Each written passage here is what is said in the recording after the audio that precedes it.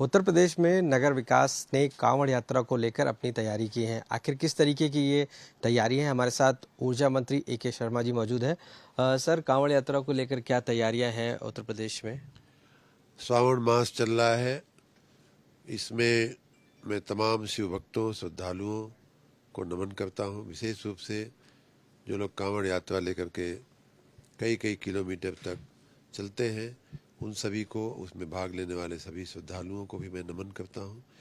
हमारा जो नगर विकास विभाग है, उसमें सामान्य रूप से भी श्रावण मास में मंदिरों में ज़्यादा भीड़ होती है, शिव भक्तों की ज़्यादा भीड़ होती है।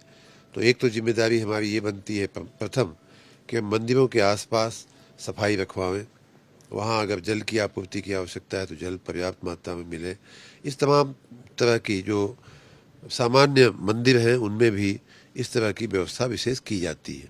साथ ही जो कांवड़ यात्राएं निकलती हैं वो भी कई बार नगरों से होकर के निकलती हैं। उसमें विशेष ध्यान रखने की कुछ चीज़ें होती हैं, जैसे कि गड्ढा मुक्ति का जो कार्यक्रम होता है, सड़कें खराब ना हो, क्योंकि लोग वाहन से भी चलते हैं, पैदल भी चलते हैं। गड्ढा मुक्ति का कार्यक्रम है। नगरों में कई बार देखा गया है कि मैन होल खुले रह जाते हैं, जिसकी वजह से एक्सीडेंट होते हैं।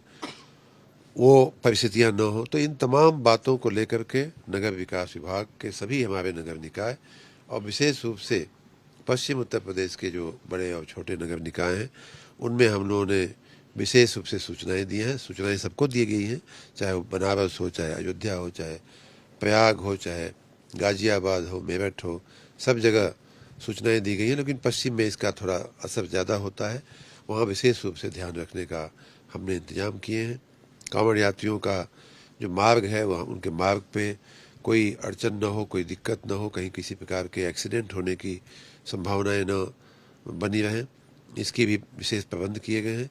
साथ ही हमने अपने बिजली विभाग को भी सूचनाएं दिया है कि कांवड़ यात्रा के मार्गों में और सामान्य रूप से मंदिरों में प्रकाश की पर्याप्त व्यवस्था हो, निर्बाध बिजली आवे, कांवड़ यात्रा के मार्ग पर कहीं अंधेरे की परिस्थिति न बने, या बिजली के खंभों में कहीं करंट आ जाने की, या उसके चलते एक्सीडेंट होने की, या तार कई बार नीचे लटके रह जाते हैं, जिनके चलते जो कांवड़ यात्रा के साथ चलने वाले डीजे होता है या अन्य चीज़ें होती हैं, उनके स्पर्श होने से एक्सीडेंट होने की घटनाएं पूर्व में हुई हैं।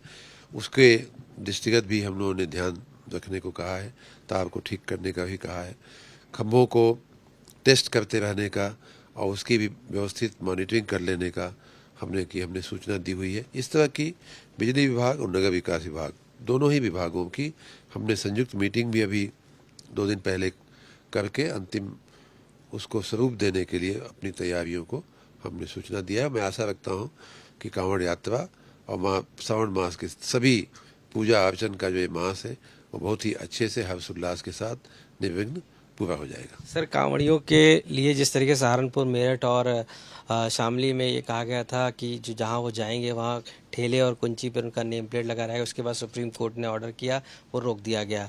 लेकिन कांग्रेस उसको लेकर लखनऊ में ही अब संविधान लिखेगी ठेले कुंचियों पर जाकर कि संविधान बचाओ एक तरीके से। तो कहीं ना कहीं ये बैकफुट पे लगता है कि जो यूपी गवर्नमेंट ने जो ये डिसीजन लिया था, उसके बाद सुप्रीम कोर्ट का ऑर्डर आया और कांग्रेस उसको आड़े हाथों ले रही है। माननीय सर्वोच्च अदालत का जो आदेश है, हम सभी के लिए बंधन करता है, वो हमारे सिर माथे पे है, हम उसको अवश्य अमल कर रहे हैं। मैंने पहले भी ये बात कही है कि हर समाज, हर धर्म के लोगों की ये जिम्मेदारी बनती है कि दूसरे धर्म के लोगों की धार्मिक भावनाओं का सम्मान करें, उसके साथ खिलवाड़ न करें। प्रत्यक्ष या अप्रत्यक्ष रूप से, परोक्ष या अपरोक्ष रूप से, जानकारी में या न जानकारी में कहीं इस तरह का कोई काम नहीं होना चाहिए कि जिससे बाद में मालूम पड़ने पर हमें पछतावा हो कि हमने ऐसा चीज़ क्यों खाई या ऐसी जगह दुकान पे हम क्यों गए। तो इसके दृष्टिगत जो आदेश हुआ था, उसके पीछे मूल भावना यही थी कि हम लोग एक दूसरे की धार्मिक भावनाओं का सम्मान करें। कांग्रेस को सच बात तो ये है कि उनको राजनीति करनी है, न वो हिंदुओं की भावनाओं का सम्मान करते हैं, न मुसलमानों की भावनाओं का सम्मान करते हैं। हाँ, उनको ऐसे जब भी अवसर मिल जाते हैं तब वो संविधान लेकर के खड़े हो जाते हैं, लेकिन उन्होंने स्वयं संविधान की जितनी धज्जियाँ उड़ाई हैं उनकी सरकारों ने जितनी धज्जियां उड़ाई हैं उतना सभी भारत की सरकारों ने मिल करके भी उतनी धज्जियां नहीं उड़ाई हैं जितनी कांग्रेस ने अकेले संविधान के चिथड़े जो उन्होंने किए हैं। और उसमें सबसे बड़ी बात है इमरजेंसी, जो सबके जहन में है, सबको याद है, सबको मालूम है। कांग्रेस को इस तरह की बात करने का कोई अधिकार नहीं। सर, बजट से जुड़ा सवाल है कि समाजवादी पार्टी के चीफ अखिलेश यादव ने कहा है कि कहीं ना कहीं केंद्र और यूपी और लखनऊ में मतभेद होने की वजह से जो बजट यूपी को मिलना चाहिए था वो नहीं मिला है, यानी कि कहीं ना कहीं यूपी और लखनऊ की नाराजगी की वजह से केंद्र ने बजट नहीं दिया है। उत्तर प्रदेश बहुत तेजी से विकसित हो रहा प्रदेश है, जहां माननीय अखिलेश जी को मालूम होना चाहिए कि भारत सरकार ने इस बजट में जो 9 प्रमुख आर्थिक क्षेत्रों को जो चिन्हित किया है उसमें कृषि है, मैन्युफैक्चरिंग है, सर्विसेज है, इंफ्रास्ट्रक्चर है, एम्प्लॉयमेंट और स्किल है, आपके ह्यूमन रिसोर्स डेवलपमेंट है, अर्बन डेवलपमेंट है, एनर्जी है।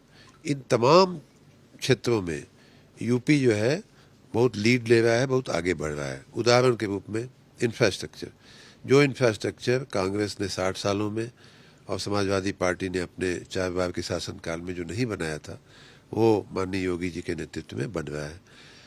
मैन्युफैक्चरिंग पर कभी किसी का ध्यान नहीं था, लोग उत्तर प्रदेश छोड़ करके भाग रहे थे।